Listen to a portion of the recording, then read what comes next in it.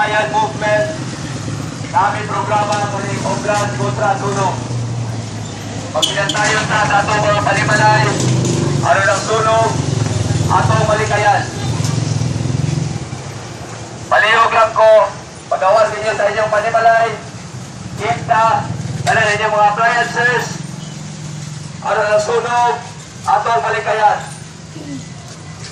Labi na niyo TV, plancha, cellphone charger, computer, electric fan.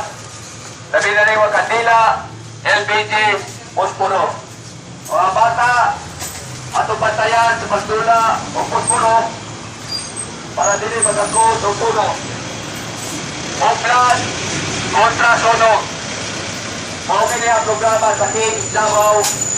Dili lang ni sa Barangay 76, entire Davao City to inform Oblan kontra sunog para balikayan nato ang sunog. Palihog lang po pagawa sa inyong panimalay.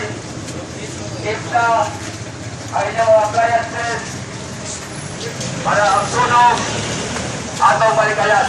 Mayroong buntas, tagang salamat.